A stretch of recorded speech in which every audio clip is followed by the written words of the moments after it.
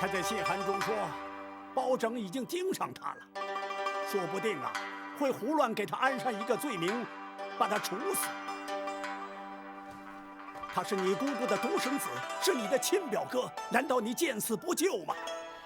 我在包拯眼里，既没有你爹这个当朝太师，更没有你这个庞妃娘娘。没想到啊，把你选进宫里，蒙受皇上的宠爱，结果是我们庞家家破人亡。爹，啊，算了，爹，不为难你了。你也不要去求皇上了。承认他命中该遭此劫难，爹也无能为力。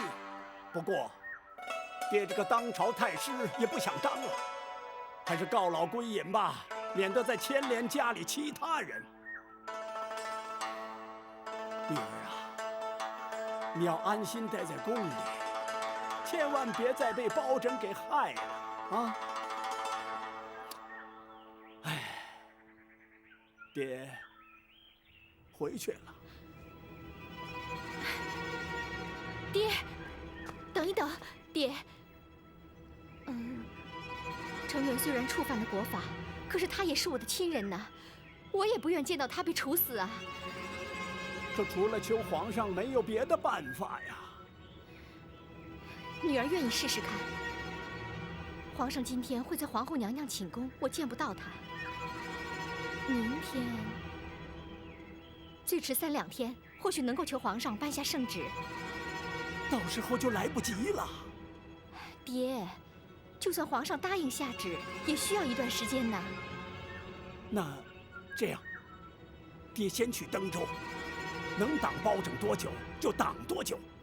你请到圣旨以后，就把皇上的金牌立刻送到登州啊。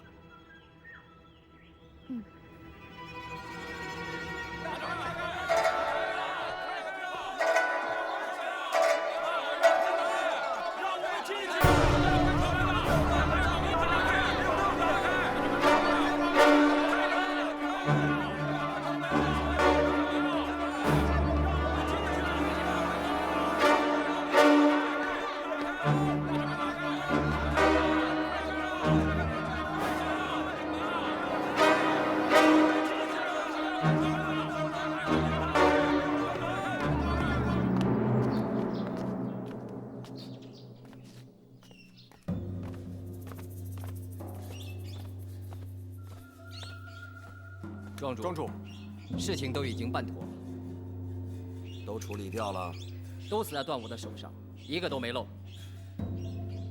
段武，别不高兴，人手不够，再补嘛。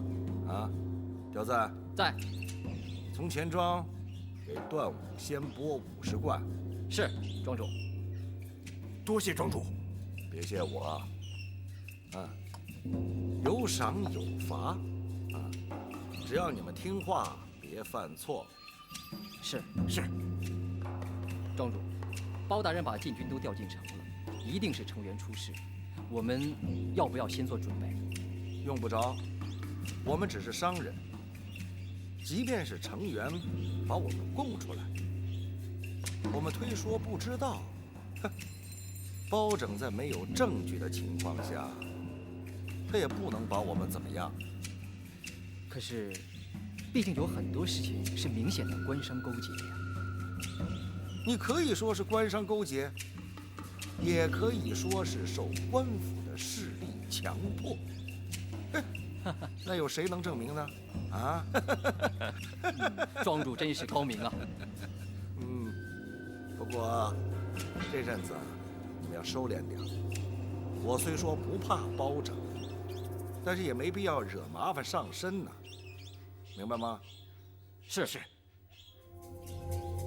等他们离开登州，无论下一任的知州是谁，我都有办法尽快的恢复原样。我就不信这天底下有不外钱的官儿，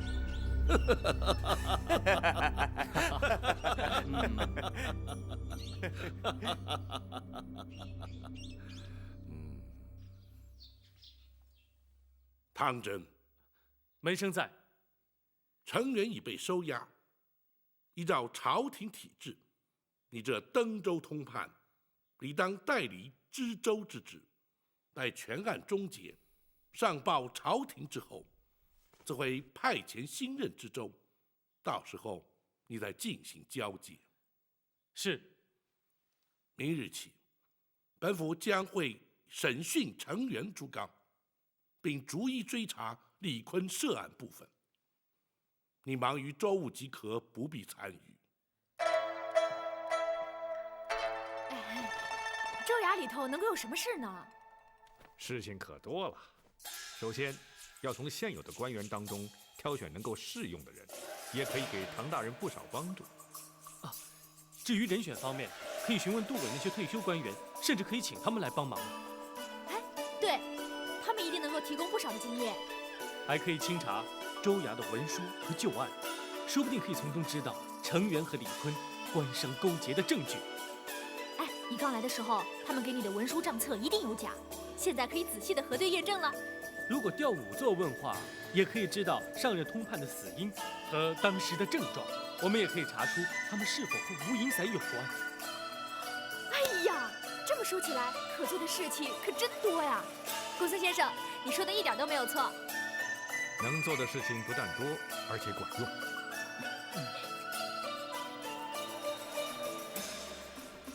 大人，看来唐真真的可以当一个不错的官。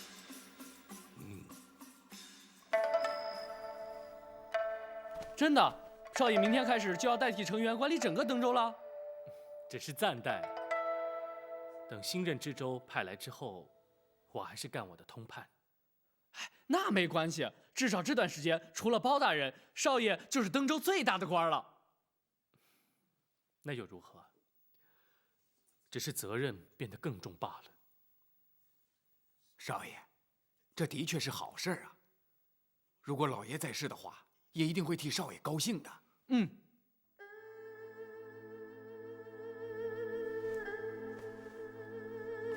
我只是不敢辜负我爹对我的期望。不过这些都要感谢包大人，如果不是他的话，我只是另一个中毒而亡的登州通判。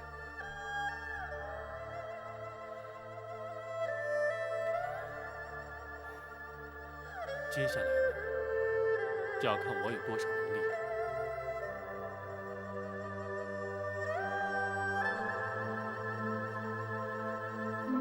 大人，像程元那样的官僚私卖、从中图利，会判什么样的罪？在我大宋律例之中，刑罚轻重不等。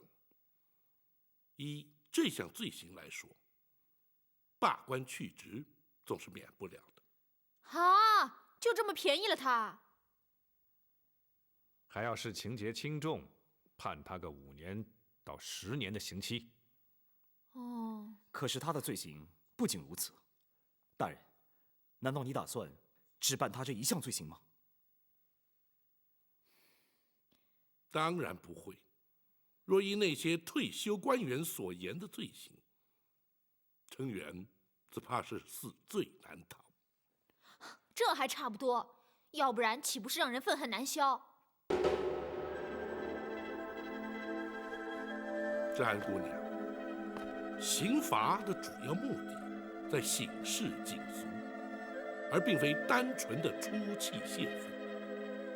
若因为惩罚一个作奸犯科之人，能够让大多数的人引以为戒，那才是刑罚的真正目的，也就是所谓的刑期非刑的道理。可是除了粮食问题之外，我们还没有掌握程元其他的罪证。如果现在把他关起来，其他的罪行又怎么追查呢？提得好，这就是本府要唐真接手州衙的原因。他可以从州衙的文书案卷之中查出有用的资料，我们也可以利用审讯成员之时，挖取更多的罪行。大人，程元跟李坤既然相互勾结，如今程元已经押在大牢，那李坤应该有所举动才对。不错，胡方的兵马守住城门，防止李坤逃出城外。我们也必须密切地监视他们的行踪，甚至于前去试探于他，来确认他的动向。如果严冬保护他逃走，守城的士兵一定挡不住他。大人，还是我去盯着他吧，盯住严冬就没问题了。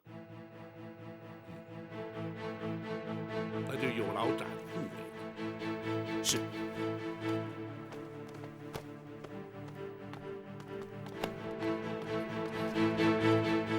大哥他就是这样，决定的事情就要马上就去。自从展护卫跟随本府办案之后，想必不如在江湖之中来得惬意啊。大哥他心甘情愿，而且也做得很好。要是换作是我就不行了。不，展姑娘虽然经验稍显不足，却已经难能可贵了。多谢大人夸奖。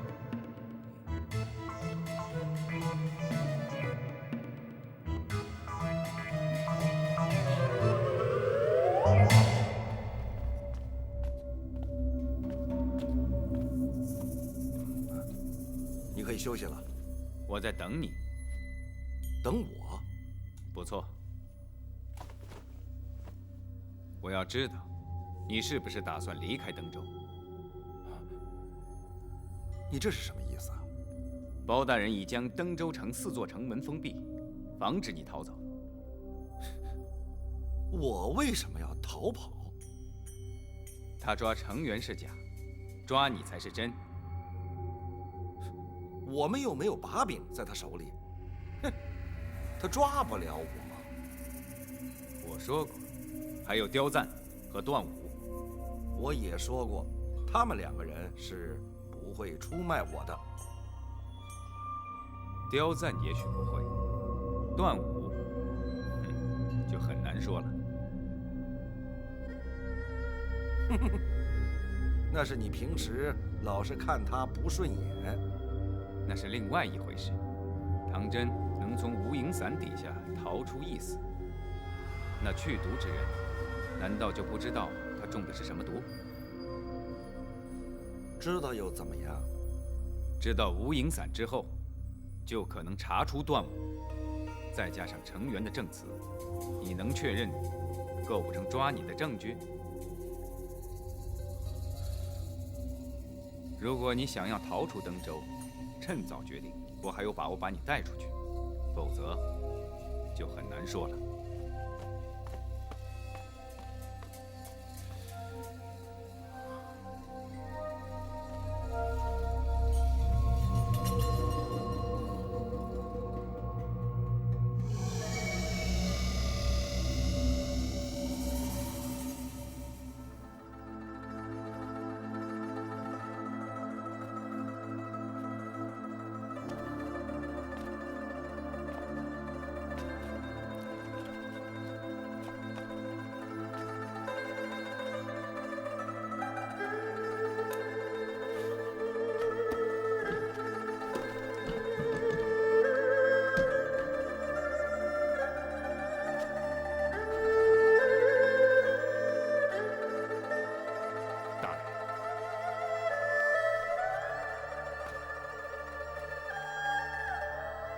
明日要审讯程元，你可都准备好了？都准备好了。明日必须对他用点策略，否则他不会轻易招供。是，学生明白。学生也已经知会展姑娘了。那就好。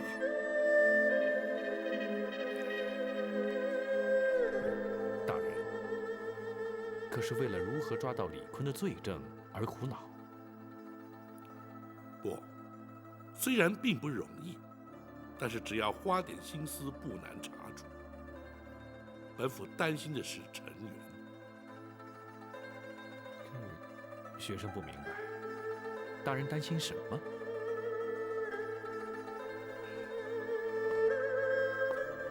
以程元和庞太师之间的关系，恐怕一旦处置了程元，本府与庞太师之间的矛盾只会越来越深。大人是担心遭人非议，误以为大人是蓄意针对庞太师，而将程元治罪的。不，本府执法一生，向来对事不对人。若是计较人也，也不会办案至今。对本府而言，只要问心无愧，毁誉得失都无足轻重。既然如此，大人又何须顾虑呢？庞太师虽是父以女于贵，坐上太师之位，但既然同朝为官，总不能交相攻讦，那岂是朝廷之福？程元一案，只怕会雪上加霜，今后难有明日了。大人一心为国，天下皆知，想必皇上心中也都明白。皇上虽贵为一国之君，却难免也要顾及庞娘娘的颜面。大人是皇上，为了登州通判之事才被派来登州的。正因为程元和庞娘娘的关系，无人敢查办此案。倘若大人将程元治罪，无论庞娘娘的反应如何，皇上都应该力挺大人才是。倘若仍然听信庞娘娘的谗言，岂不是令人心寒？臣论君妃有悖纲常，此事不提也罢。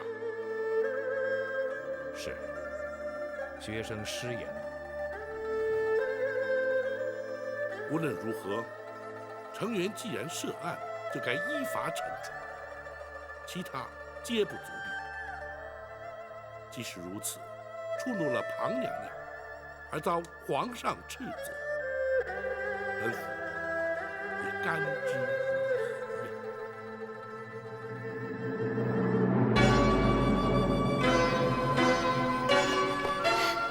请皇上做主。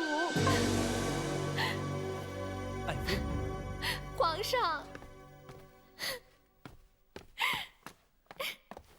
爱妃，你这是干什么？来，快起来。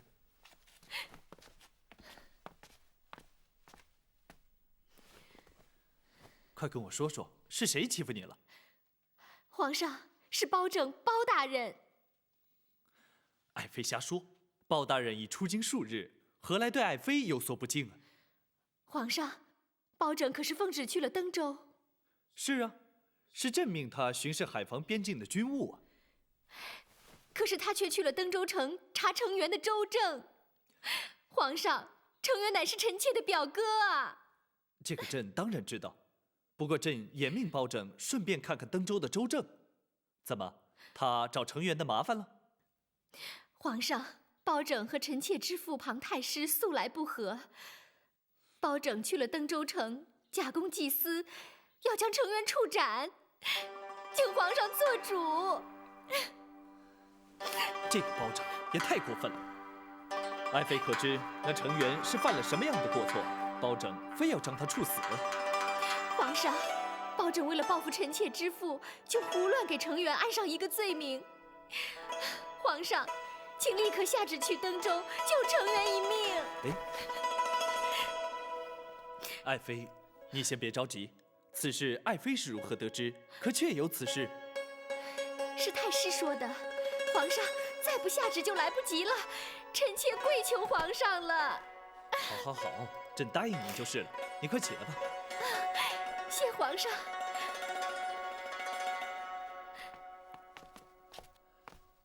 来人，在。宣王丞相进宫。是。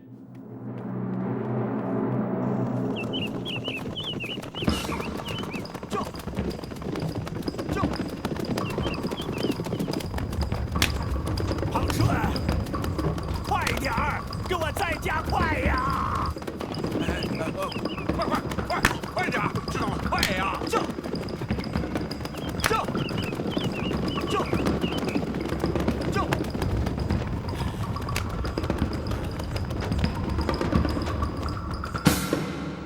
皇上决定要下旨去登州。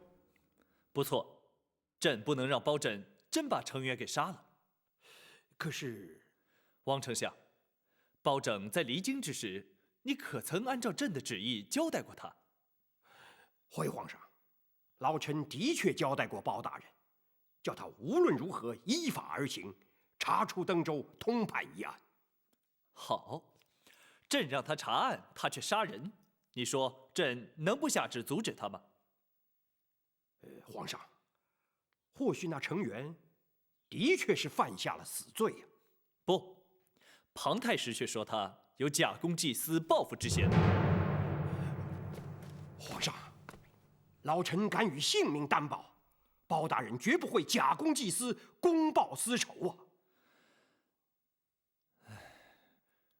朕当然也知道，包拯绝不至如此，怎奈……皇上莫忘了，当初皇上下旨令包大人前往登州，就是因为朝中百官无人敢查，无人敢办。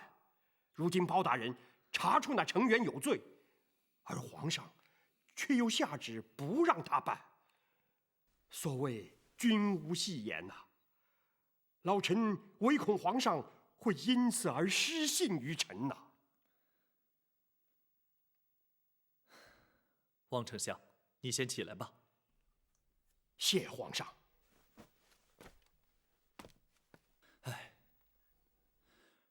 朕不是阻止包拯办案，只是那程远果真犯下了如此大罪，可以移回京城再办，也不至于急着将他处死啊。皇上，这样吧，那程远果真犯下死罪，朕绝不姑息。不过要包拯暂停执行死刑，待回京后再议。朕意已决，待朕修旨一到，你以金字牌罪速件送抵登州。老臣遵旨。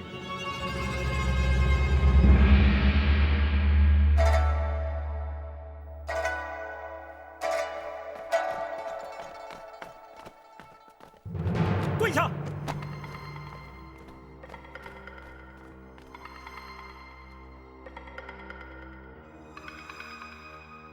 包大人，下官实在是冤枉啊！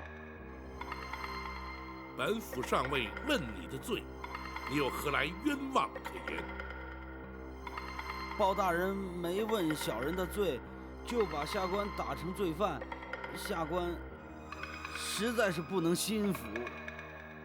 哦，依你之言，可是要本府现在就将你问罪？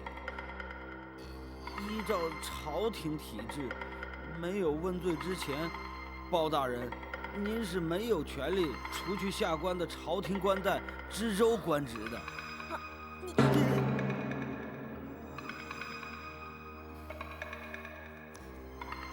好，既然如此，本府就传令升堂审讯。大人，可否容学生跟陈大人说几句话？说吧。是。程大人，包大人让你来厅中问话，对你来说已经是网开一面了。倘若一旦升堂问罪，请出那先斩后奏的御赐铡刀，只怕程大人当堂就得命丧在虎头铡下。别跟他说那么多了，就请大人赶快升堂吧。哎，包大人，饶命啊，包大人！程远，你怎么说？下官知错了，请大人就在厅中问话吧。下官有问必答，绝不敢隐瞒。好，本府问你，私藏官粮的究竟是你还是朱刚？是朱刚，下官并不知情啊。胡说！官府查封的民宅，分明贴着州衙加盖官房的封条，没有你的命令，谁敢用印？这衙中的捕快衙役，虽说是朱刚下令搬运粮食，然而却有多人指认。见你前去查看，你又岂能推说不知？下官，朝廷规定，缴粮多少，你抄征又有多少，不难从州衙文书账册与农村农户缴粮记录比对查出。你又怎敢抵赖？包大人，下官知错了，下官是一时起了贪念，下官坦白认错，还请包大人从轻发落。从轻发落？哼！以本府之见，你是死罪难逃。包大人，下官纵使有罪，也罪不至死啊！超征粮食，贪赃图利，或许罪不至死，然而你却仍旧犯下必死之罪。大人，本府问你，唐真唐大人所中之毒是谁下的？这下官不知啊。徐谦徐大人又是如何死的？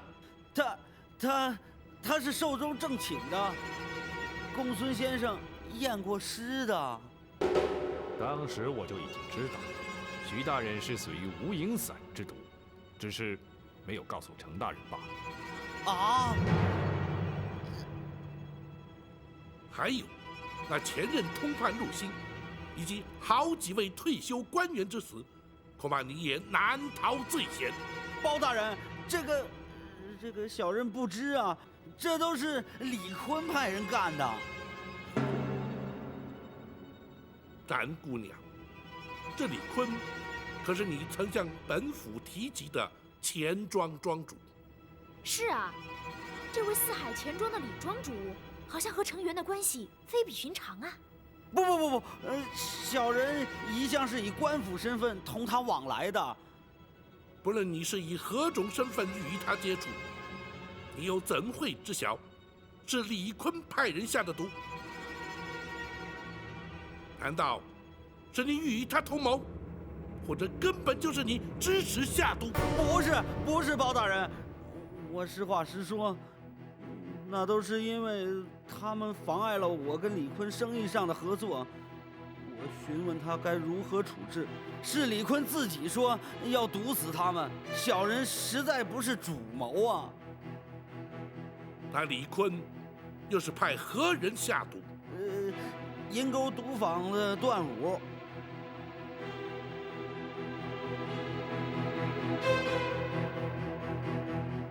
至于私铸假钱一案，你依然难脱嫌疑。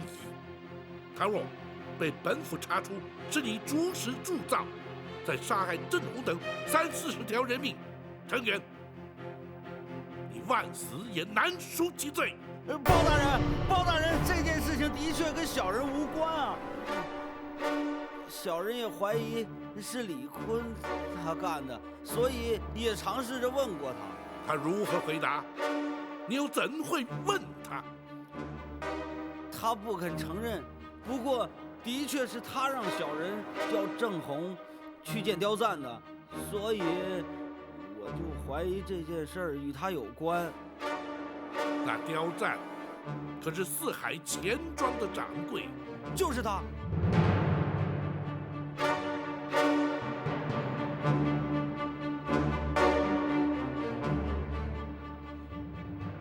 程元，你的证词，本府将会作为呈堂证供，你可明白？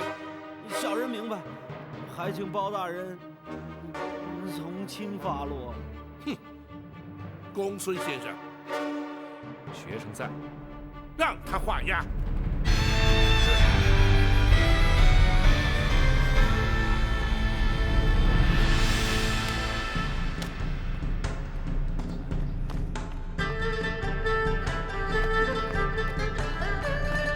你们俩回来了。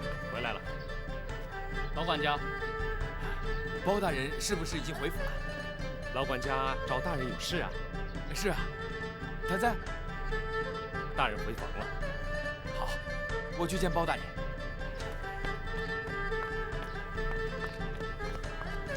他又急什么呀？他那么高兴，应该没事。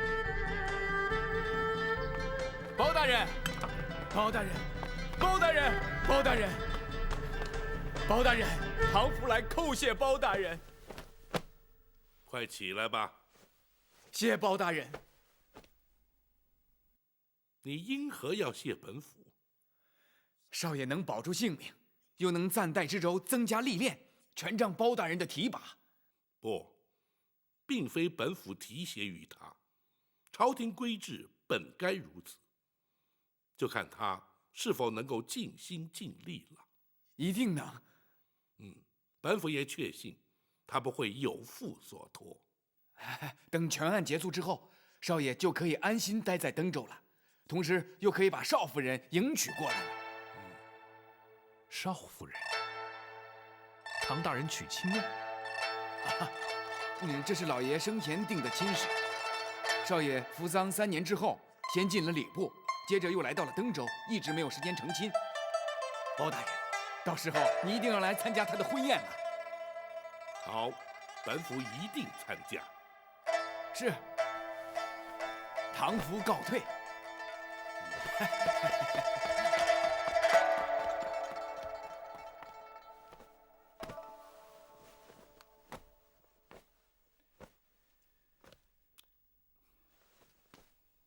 公孙先生，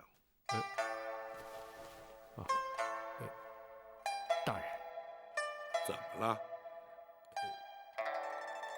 没什么。公孙先生当知瞒不过本府。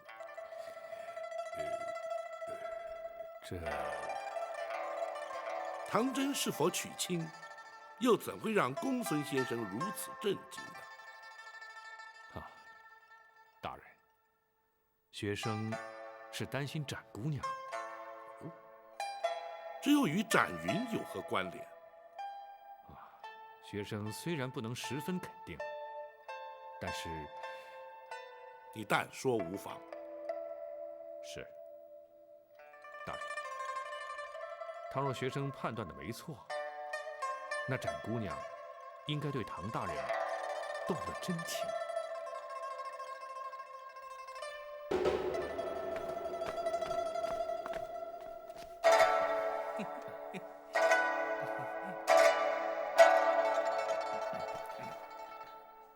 诸位大人，唐大人，成员贪赃枉法，已被包大人扣押待审。登州由下官以通判之职暂代知州，处理州务，特请诸位大人前来稍作说明。唐大人接掌登州，乃是国家之大幸，登州百姓之大福啊！是。下官年轻识浅，阅历不足，尤其对登州州务更加欠缺了解，希望诸位可以多多的帮忙。不敢。唐大人，那成员既已被收押，就该立即审讯，依法定罪才是啊。是，包大人已传他问过话，如今尚需搜集成员的罪证，方可定罪宣判。下官请诸位大人前来，就是希望能够多加协助，尽快取得他的罪证。是啊。唐大人，您放心，我等虽然年纪老迈，可是一旦做起事来，绝不会输给年轻后生的。是啊，唐大人请放心。好，那就有劳诸位了。不必客气。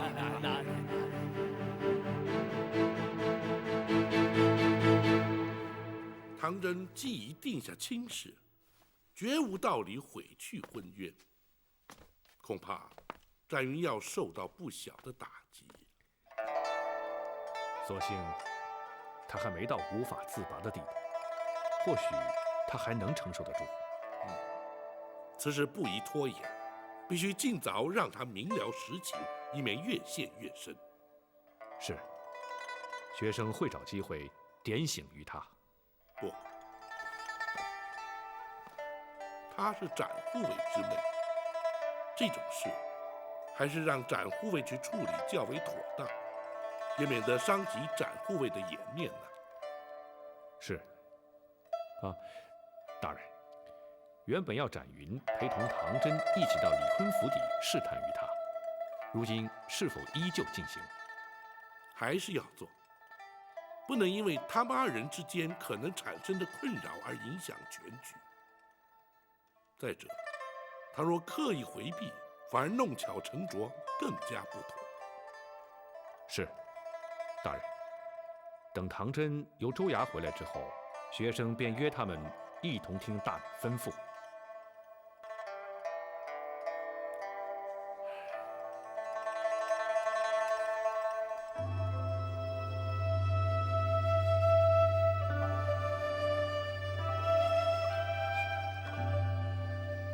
老管家，你没见到少爷在州衙里的神气的样子，简直让人佩服的没话说。那当然，站在少爷身边，我都觉得自己挺神气的，好像连我也是个官了。如果让你当了官，老百姓就倒霉了。哎，老管家，你就那么瞧不起我？不是我瞧不起你，当官没那么容易。像程元这样的官，不就是杀人的刀吗？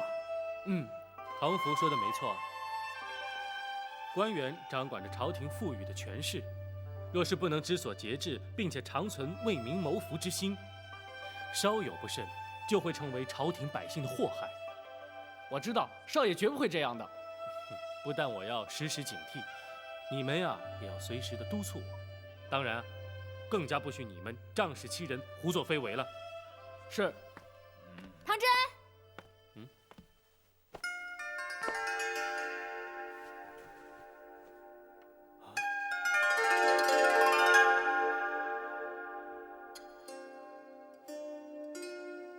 我们现在去见包大人吧。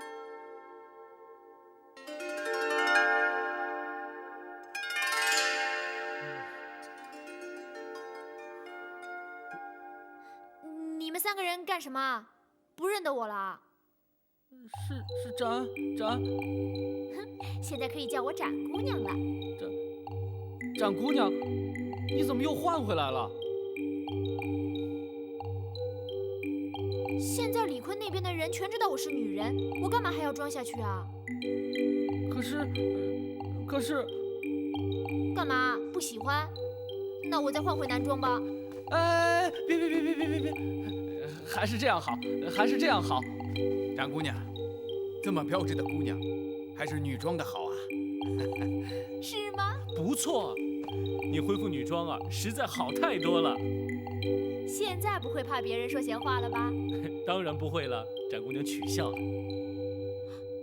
干嘛不叫我展云了？展姑娘显得好陌生哦。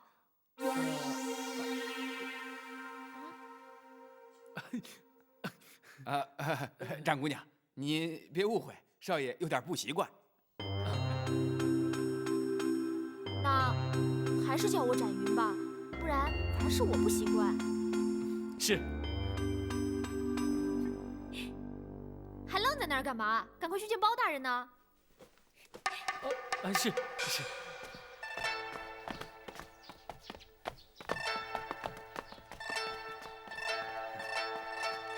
展姑娘的确是个开朗大方的姑娘。可是少爷怎么变得不大方了呢？去，别在这儿瞎说。程元被关押之后，李坤的反应如何颇为重要。本府要你前去试探一番，也好准备好因应对策。是，不知道恩师想要试探他哪些反应？看他是有恃无恐，亦或是惊慌失措，是胸有成竹，亦或是方寸大乱。不妨以程元坦诚关张勾结之事作为试探，听听他的说辞。更重要的是，根据他的反应来推断他可能的动向。是，门生稍后就去。为防万一，本府会派张龙、赵虎陪你前去。哎，大人，那我呢？少了我可不行啊！当然少不了展姑娘。真正保护唐真安全的，非你不可。我就知道唐真这辈子都少不了我。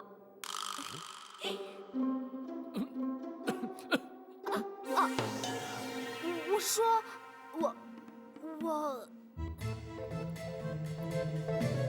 啊，展姑娘，你只要特别留心严冬就行了。张龙赵虎可以对付其他的人，绰绰有余。我知道。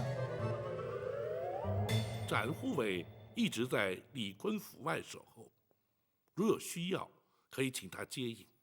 你们去吧。是。是。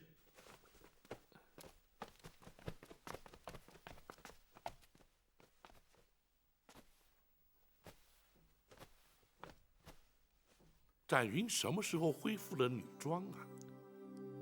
不但如此，他还刻意修饰打扮了一番。这么说，大人，学生的确没有看错。但愿他那率直的个性，能够帮助他度过这一段情过。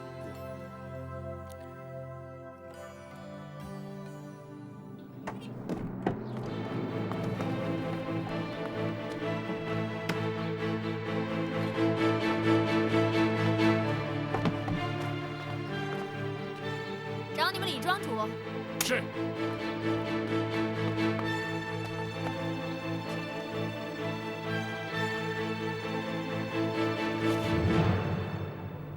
唐真要见我，请他进来。是。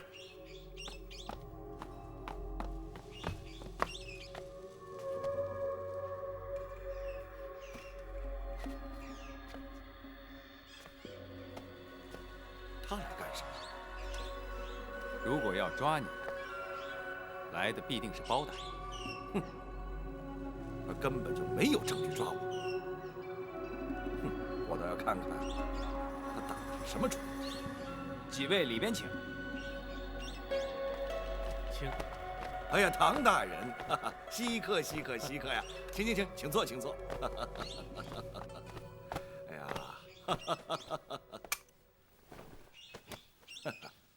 李庄主，这位是展云展姑娘，你还记得吗？啊，记得记得，当然记得。不过，展公子却变成了展姑娘。不管是公子还是姑娘，我想李庄主都不太愿意见到我吧。哎呀，展姑娘的言辞还是那么的犀利无比呀。哦，那要看是对什么人了。哎，这说得好，说得好。不知唐大人过府有何指教啊？成员阴暗被压，想必李庄主必有所闻吧？哦，竟有此事，老夫还是真的不知道。不管你是不是知道，从今天开始，登州州衙已由本官暂代管辖。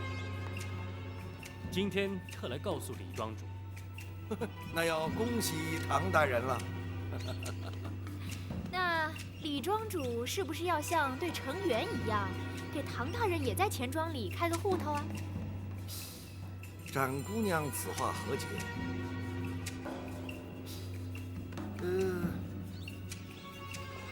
老夫怎么听不明白呀？哎，你忘了上回我们在此地的对话了吗？啊？哦，展姑娘指的是这个呀。哎呀，真没想到，唐大人竟然亲自出马，向我这种殷实的商人索要贿赂。李庄主，唐大人，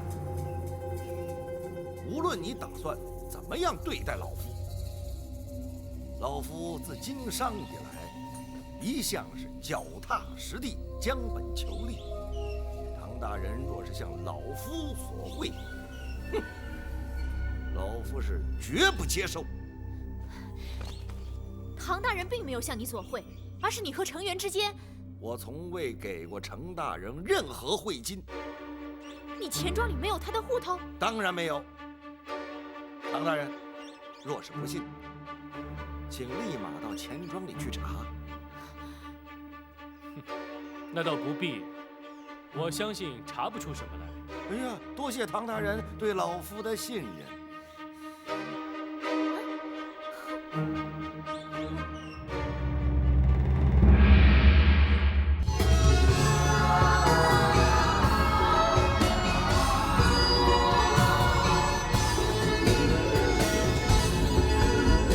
强出头不服输，自寻烦恼。天外有天比你高，大富贵比不上身体好，无忧无虑品尝心到老。看得透想得开，别爱计较，宽宏大量开口笑。我朋友要比多仇人好，让人一步世界大多了。真心好，旧的总会被看到，不需要急着让别人知道。忠诚多，友谊才是宝，强国人情冷暖最明了。现在将谁傻瓜胭脂过早，人会好心有好报。人生有什么才不算少？自己快乐满意就好，自己快乐满意就好。